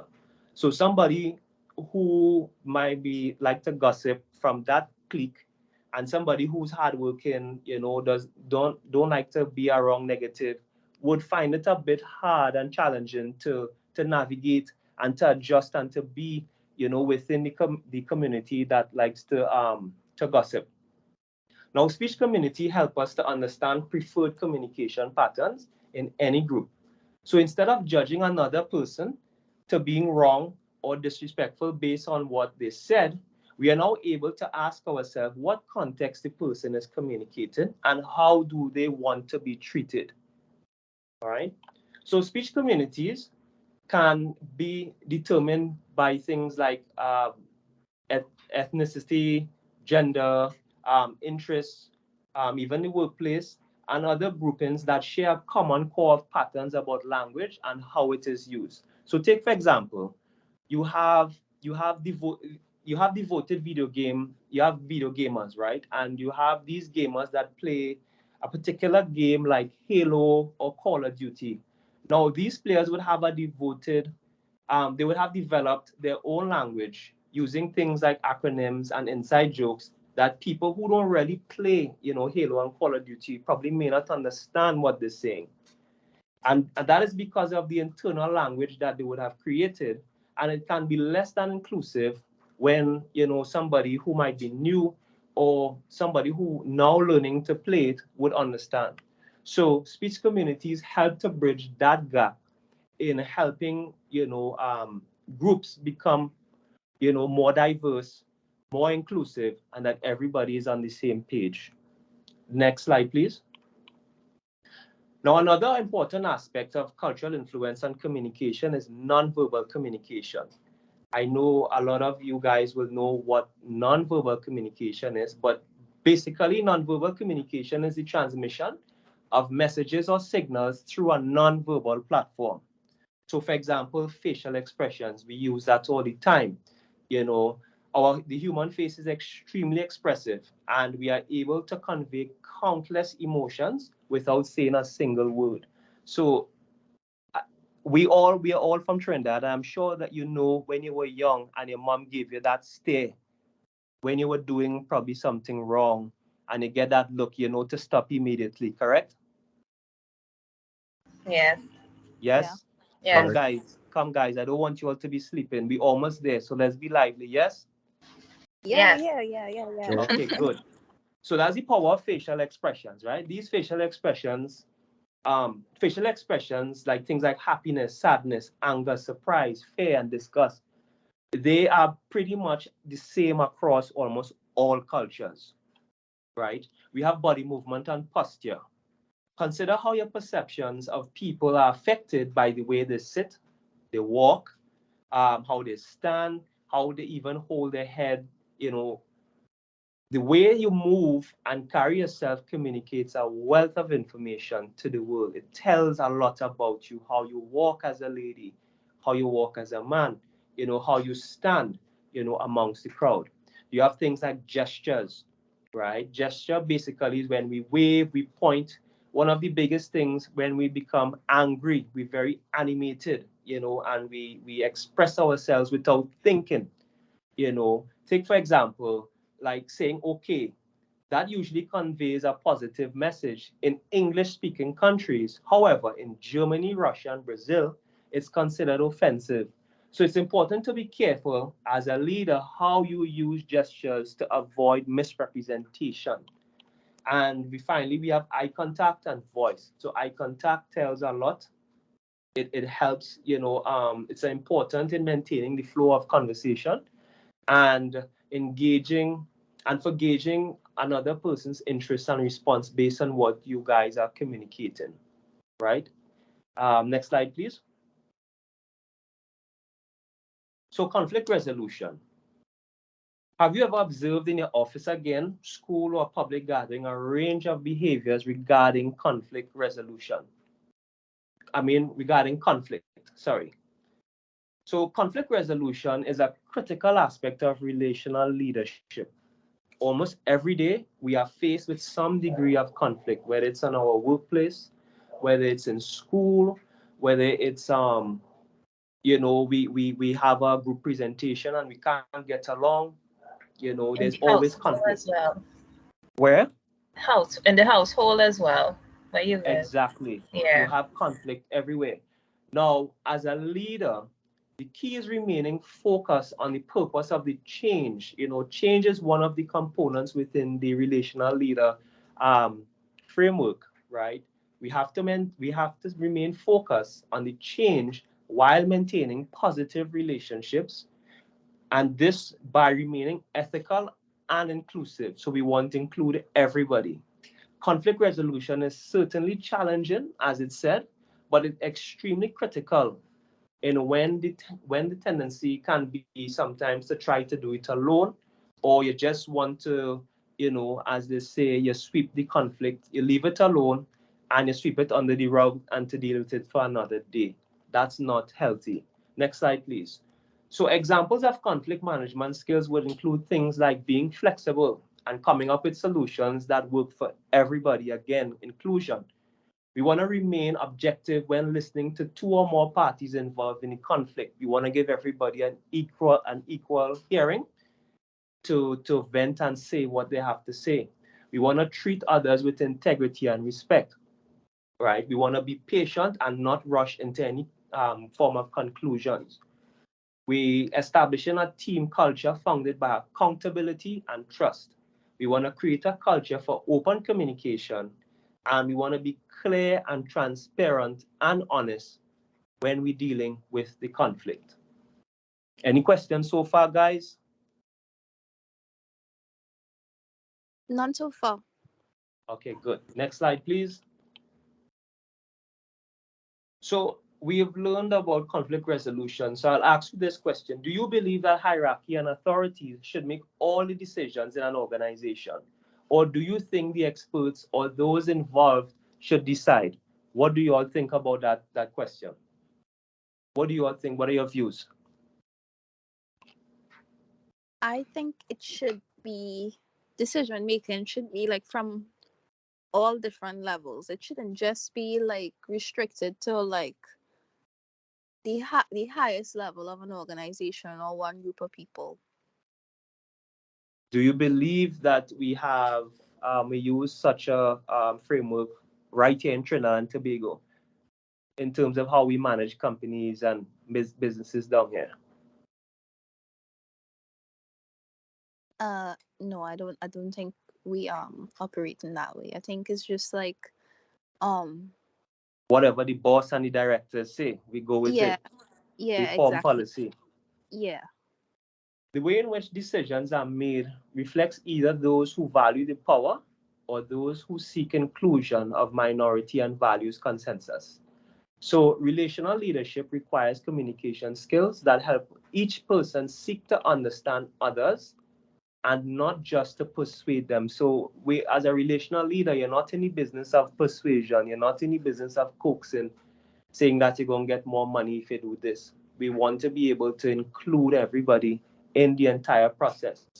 Next slide, please. And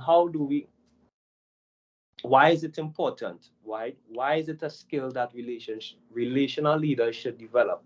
It improves workplace productivity, right? Effective decision making establishes a clear purpose, which allows everyone to work simultaneously for the same goal.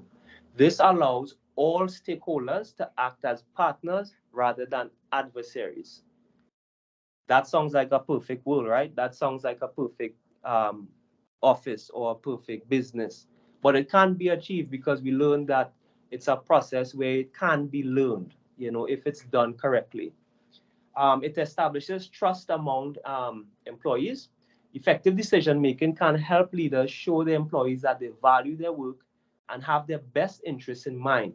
When a leader takes the time to evaluate, analyze, and explain decisions, they also display that they are thoughtful, there's thoughtfulness in what they're doing, there's transparency in what they're doing, and there's trustworthiness in what they're doing.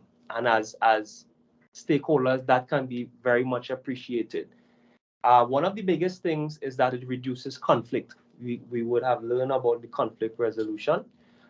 Decision-making process can decrease conflict by setting clear expectation for employees. So there is no room, for guessing. There's no room for misunderstanding. There's no room for misinterpretation. It's clear. Everybody know what their role and function is in order to achieve the goal. And lastly, it empowers all stakeholders. By empowering others, you make them feel valued. So the best thing that you can do for your people, the best thing that you can do for your team is to have them feel valued. And once you have an employee that feels valued, you're now able to delegate certain tasks, making the organization run more efficiently, effectively, and thus boost the morale of your people. Next slide, please.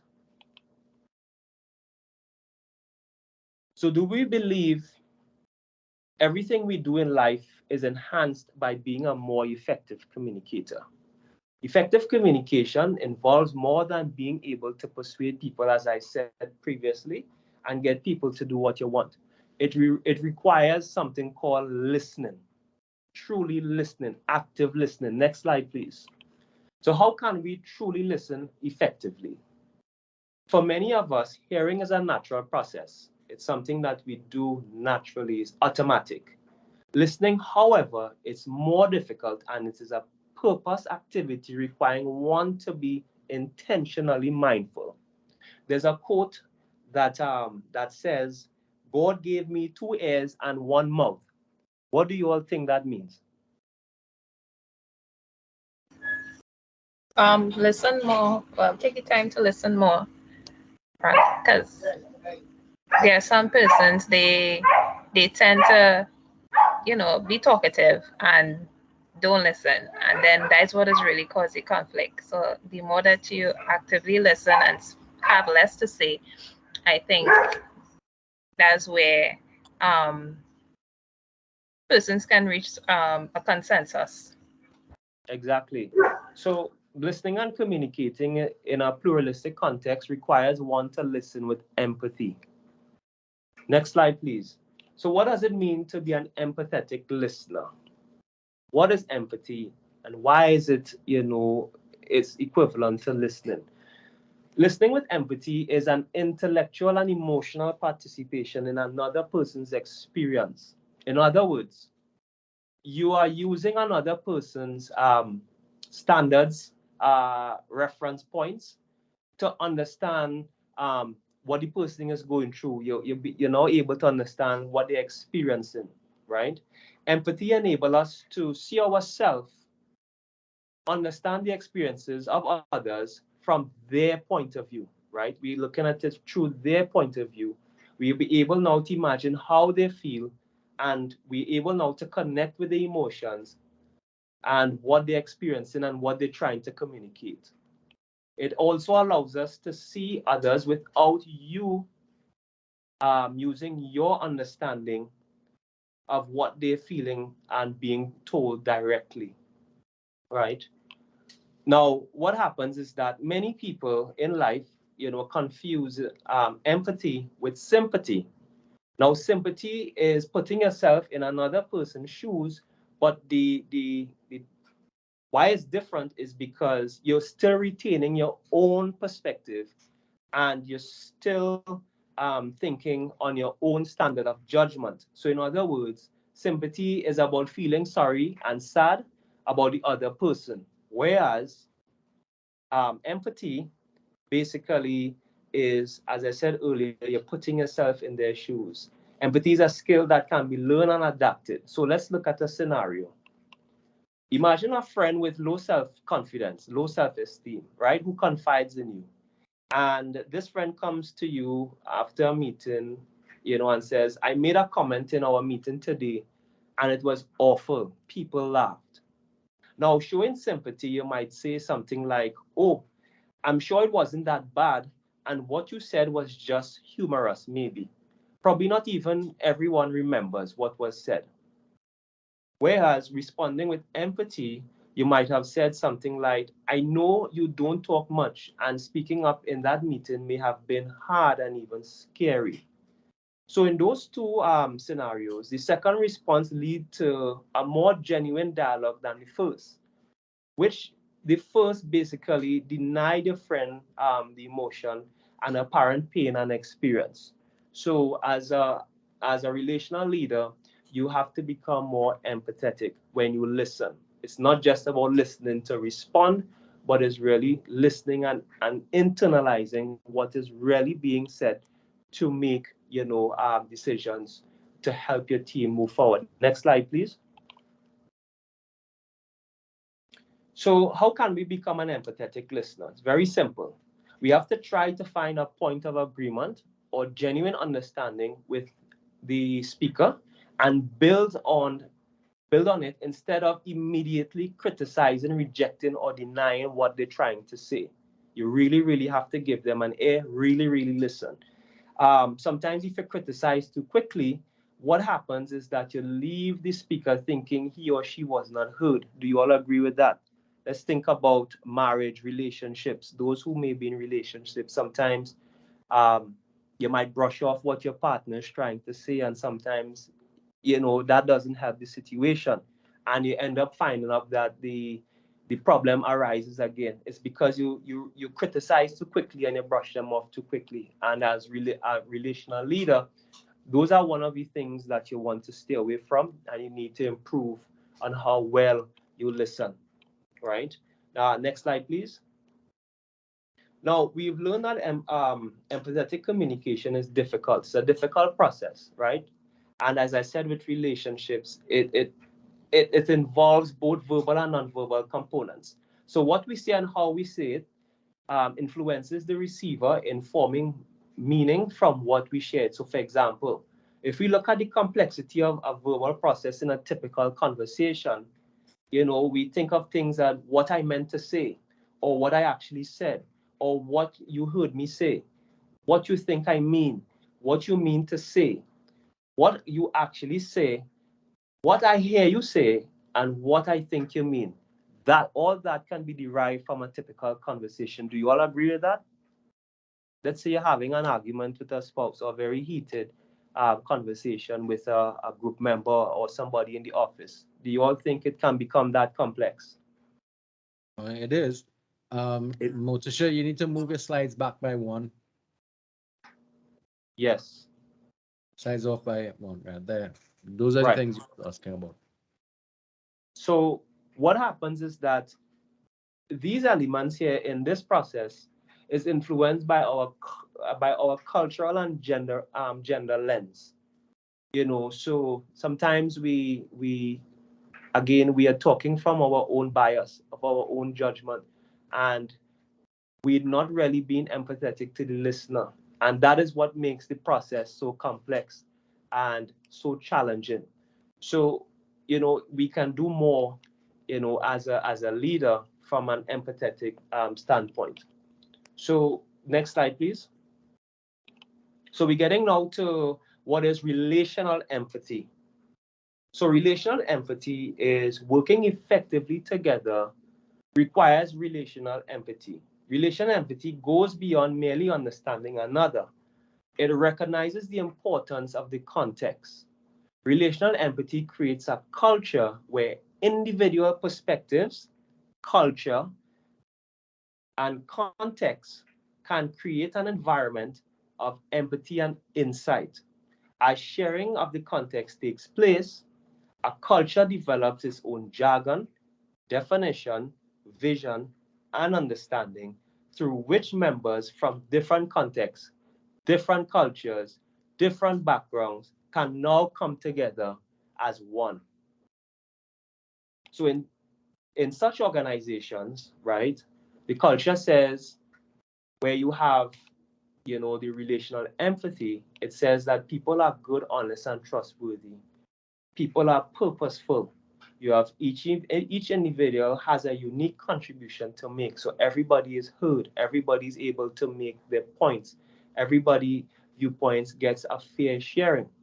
Um, Complex problems require local solutions so that, as my colleague said, regarding making decisions, sometimes decisions can be made right in the local team. It does not have to go to our superiors. It does not have to reach to the board or the CEO. Decisions can be made because there is now inclusion, there's now understanding.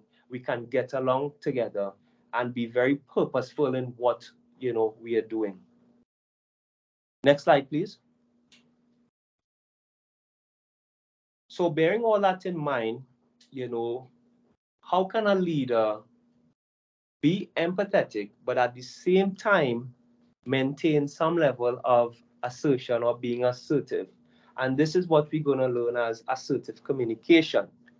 Now, assertive communication is a way of communicating feelings, thoughts, beliefs in an open, honest manner without violating the rights of others.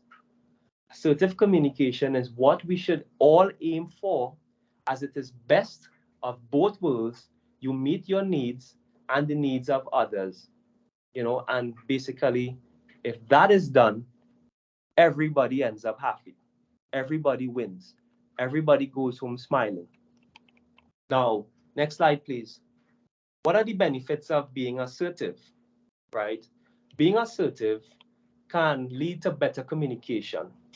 Your assertive behavior is great for both parties. If you communicate wisely, you can get what you want out of any interaction and leave the other person satisfied as well. That's a win-win for everybody. It's less stressful.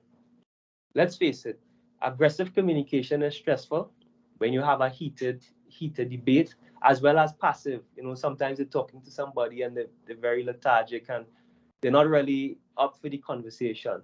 So one of the people involved generally ends up feeling humiliated or threatened, right? If you are on the strong side of things, you might end up regretting putting your need to be heard over the other person's point or right to speak. With assertive communication, however, you acknowledge the other person's feelings and desires while openly sharing yours and trying to find the best solution for the situation. This communication style equates to very little stress. And that's the ideal situation based on the relational leadership framework that we would have learned. It also develops more trust. Trust is important as trust basically helps build the relationships in an organization, and it helps assert and get people to naturally to where they need to be.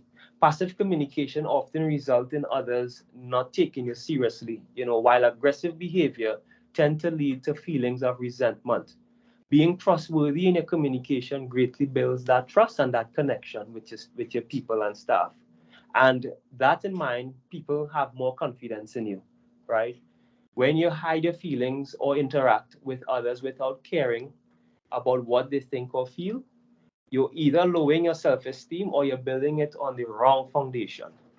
But assertive behavior, on the other hand, shows that you both brave enough to stand up for your rights and what you want, and at the same time find a balance between clearly stating your needs and giving the other person a chance to do the same and feel equal in the process. Next slide, please. So consider this question. Could you substitute for me at an event tonight? I have had something come up and I can't go again after all. Next slide, please. So that's the question, right? So we're going to look at a framework where we're going to illustrate unassertive, assertive, and aggressive communication. Now, we see for the assertive response, it says, no, I have other plans and I cannot do it. Now, that assertive response, this is a response that acknowledges that other persons had every right to ask, and you have a right to make your own decision. Being assertive means you can say no without feeling guilty or without apologizing. Whereas the unassertive response would have said, okay, sure, I guess I can. Now, with the unassertive response, we'll get that even though you have several plans, you reply, that was a very meek response. So you deny your own right and you're intimidated into compliance. So many times, sometimes in work, the bosses might ask you to stay, if you could work half an hour later, or you could work half an hour lunch, and you're just submitting to compliance. And what that causes is that you feel trapped and afraid to say no, and you become now fairly passive. So, and then we look at the aggressive response where, how dare you ask me to do this? You always slack off on your responsibilities and I won't stand fit. Now, that's a very aggressive response, let's say, towards your colleagues. This response denies the other person had any right at all to even ask you, for help. And this is really appreciated or appropriate. Now, next slide, please. Now, all these things, all these responses come from what is called the self-fulfilling prophecy. And what that is basically, it demonstrates that people may indeed become as you see them. You know, if you believe people would avoid responsibility, then you might shape your own behavior to be controlling and negative, and you may act discouraged. Whereas those with whom you are engaged are likely to become as you anticipate. Conversely, if you think people will try to get along, want to face their sources of conflict, be helpful, and take responsibility, then you approach your behaviors in a hopeful way that you make the prophecy come true. Next slide. So, not next slide. So, no. So let's look at an example. This is the last example. We're almost there, guys. Imagine let's say for this group project that we had to do for leadership and ethics, right? And you were placed in a group where you never met, you don't know who your members are, and you never met them, and it's the first time you're meeting them. Now, self-fulfilling prophecy dictates how you view them. So you could either view them as a bunch of slackers or hardworking. You form an opinion even before you engage. Now, if you're thinking that your group members will slack off, that you will end up doing all the work, self-fulfilling prophecy dictates the smallest indication of evidence of your assumption. So you'll say things like, aha, I knew it. I know they were a bunch of slackers. Whereas having an approach that everybody will approach the project with the same mindset and we'll all do our part, we can come up with something worthwhile. So as a leader, you cannot allow the self-fulfilling prophecy to dictate, how you view and lead your team. You have to interact based on the framework. You have to be inclusive. You have to get everybody on board. You have to hear everybody out. You have to be open to everybody. And that in itself will help you to understand others. And that now brings me to the next slide, please. The summary of what we would have learned today. So basically, we would have learned the ability to understand others, be understood by others, and together create an effective organization or group environment is a challenge of relational leadership. Truly understanding the influences of cultural heritage, gender, and other aspects of our differences help us to work towards change. We usually find we are more alike than we are different. Expecting commonalities, goodwill, and shared purposes can become a self-fulfilling prophecy. This awareness helps us to create a new third culture in any group. Next slide, please. We have come to the end of our lesson. Morticia, Zakia, if you guys have, and to the class, if you guys have any questions, please let us know now.